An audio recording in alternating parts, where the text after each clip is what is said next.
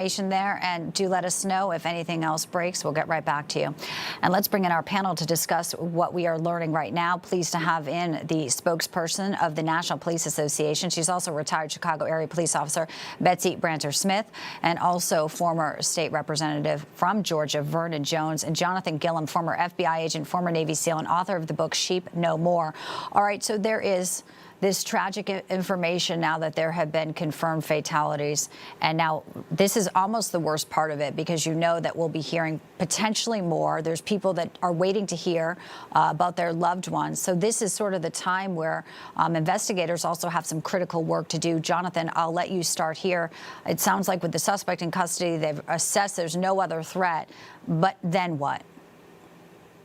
Well, okay, so the real part of this starts long before the attack actually happens in planning, and this is where most schools and law enforcement fall short, because not only does it prepare the students and the faculty for that case, it also prepares the first responders. Do they have a gunshot wound? Okay, they skip over a level 2 and 3 trauma center and go straight to a level 1 trauma center.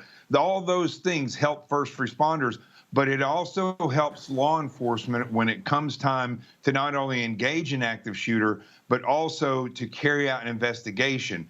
And that's why these types of threat assessments and the practices are all there, because what they're doing now is they're going to try, like any other investigation, they're going to try to find out motive.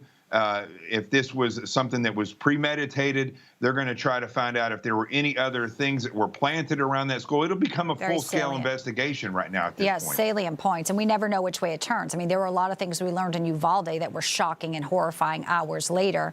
We don't, have any reports on anything similar in this case. But we also don't know, Betsy, if the shooter's injured. We know he's in custody. They may actually be holding that information with whatever reason. The FBI is on the scene. What's your read on the fact that the shooter's in custody, and in many cases they're not alive, and it looks like in this case here in Winder, Georgia, the shooter may be still alive?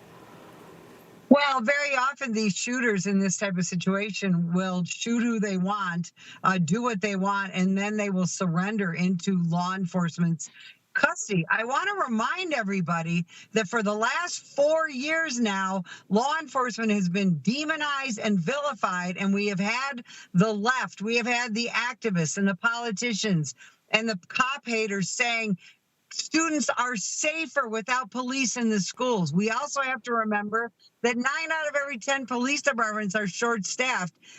We need SROs in every single school. We need dedicated security in every single schools. But we need to remember this constant demonization of the American law enforcement officer leads to situations like this, where we don't have enough cops to deal with the shooter or to deal with the investigation. We need to get back to a society where aberrant behavior is punished and the American law enforcement officer is not vilified, they are revered. It's an important note because that narrative is destructive, and it's the first person you need when there's a problem. You call the police. So, the defunding push, and, it is sort of the radical left here that has, as you say, demonized Betsy, rightfully so. Vernon, when we talk about specifically in Georgia, Robin Byro, who is also a parent in Georgia, says some of the schools do have metal detectors. And Betsy's talking about making sure there's officers there and that students are safe.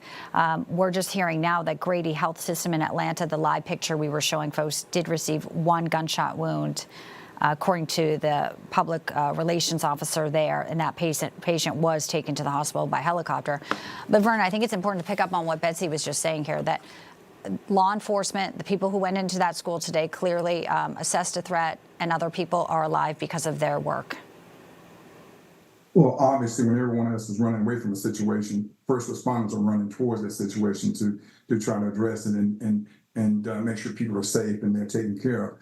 But let's look at this too. High schools, I think at this point in time, it should be mandatory for all high schools to have, resource officers, trained post-certified officers on campus, especially high schools, because you tend to see high schoolers or more things happen in high schools versus middle school versus elementary schools. Mandatory training, what happens in the event something like this happens. I think it's time for that.